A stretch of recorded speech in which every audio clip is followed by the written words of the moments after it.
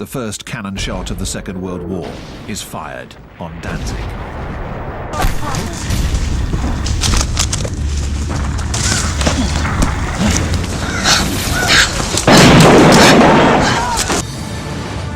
The U.S. had to transport their troops and their supplies across thousands of kilometers to regain control of Japanese-occupied Asia. ሰላም የዩቲዩብ ተመልካቾቻችን እንኳን ወደ ቻናላችን በደህና መጣችሁ እያልን ዛሬ የምንነግራችሁ ታሪክ ከልብ ወለድ የራቀ ነገር ግን እንደ ልብ ወለድ የሚያስገርም ነው።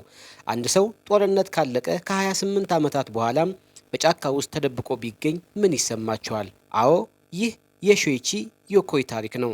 የአንድ የጃፓን ወታደር አስገራሚ የጽናት የታማኝነትና ምናልባትም አሳዛኝ የህይወት ምዕራፍ።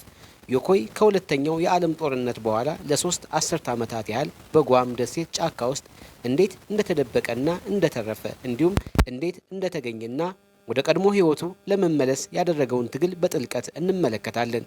ይህን አስደናቂ ታሪክ እስከ መጨረሻው ተከታተሉን።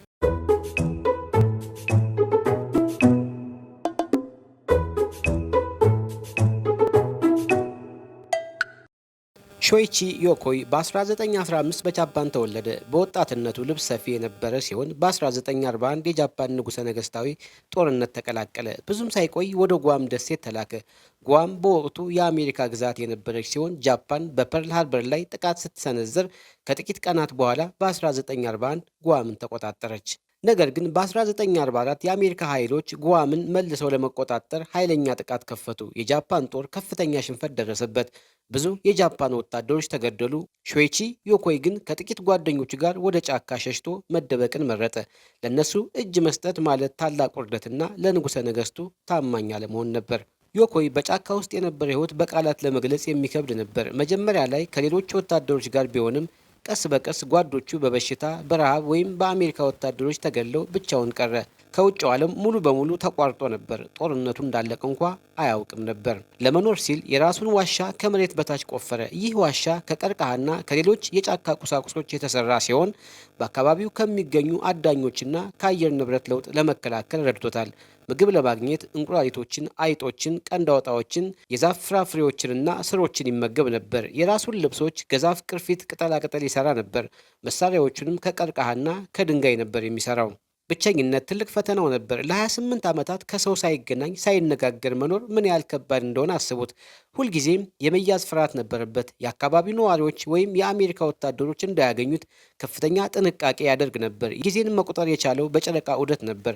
ጦርነቱ አሁንም እንደቀጠለና አንድ ቀን የጃፓን ጦር ተመልሶ እንደሚመጣ ያምን ነበር። ጥር 24 1972 ዓ.ም ሁለት የአካባቢው አሳ አጥማጆች ሄሱስ ዱዌናስ እና ማኑኤል ደግራሲያ በታሎፎፉ ወንዝ አካባቢ ሸርሚስ ለማጥመድ ጫካ ውስጥ ገብተው ነበር። በድንገት አንድ እንግዳ ሰው አዩ። ሾይቺ ዮኮይ። ዮኮይ ባያቸው ጊዜ በጣም ደነገጠና እነሱን ለማጥቃት ሞከረ። አጥማጆቹ ግን እሱን በማረጋጋት ያዙት። ዮኮይ በጣም ከሲታና በደከመ ሁኔታ ላይ ነበር። መጀመሪያ ላይ የጃፓን ወታደር መሆኑን ሲነግራቸው ማመን አቃታቸው። ጦርነቱ ካለቀ 28 ዓመታት አልፈው ነበር። ይህ ዜና በፍጥነት በመላው ዓለም ተሰራጨ። የመጨረሻው የጃፓን ወታደር ተገኘ።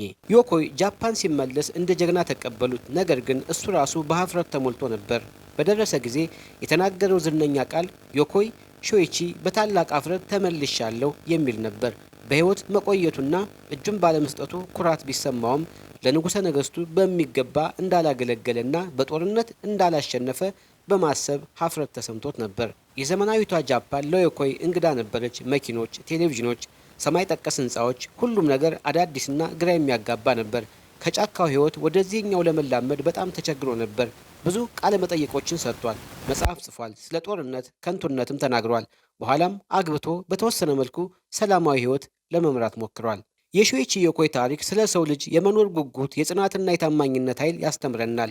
ነገር ግን በተመሳሳይ ጊዜ የጦርነትን አሰቃቂነት፣ የፕሮፓጋንዳን ተጽዕኖና የጠፉ እድሎችን ያሳያል። ዮኮይ የኖረው ህይወት የብዙዎችን ልብ የነካ ሲሆን ጦርነት በግለሰቡ ላይ የሚያደርሰውን ዘላቂ ጉዳይ ቁጭት አድርጎ ያሳያል። እርሱ ለንጉሠ ነገሥቱ ለሀገሩ ባለው ታማኝነት እስከ መጨረሻው የጸና ቢሆንም ይህ ታማኝነት የራሱን ህይወት ለ28 ዓመታት እንዲያጣ አድርጎታል። ሾይቺ ዮኮይ በ1997 በ82 ዓመቱ ከዚህ ዓለም በሞት ተለየ። ታሪኩ ግን እስከ ዛሬ ድረስ ሲነገር ይኖራል። የእርሱ ታሪክ ሁላችንም ቆም ብለን ስለ ጦርነት፣ ስለ ሰላምና ስለ ሰው ልጅ ሕይወት ትርጉም እንድናስብ ያደርገናል። የተከበራችሁ ተመልካቾቻችን የሾይቺ ዮኮይን አስገራሚ ታሪክ ስለተከታተላችሁን ከልብ እናመሰግናለን። ይህ ታሪክ እንደወደዳችሁትና አዲስ ነገር እንደተማራችሁበት ተስፋ እናደርጋለን። ስለ ዮኮይ ታሪክ ምን ተሰማችሁ? ሀሳባችሁን ከታች ባለው አስተያየት መስጫ ውስጥ አስቀምጡልን። ለተጨማሪ አጓጊ ታሪኮች ቻናላችንን ሰብስክራይብ በማድረግ ይህን ቪዲዮ ላይክ እና ሼር ማድረግ እንዳትረሱ። እስከምንገናኝ ድረስ ሰላም ሁኑ።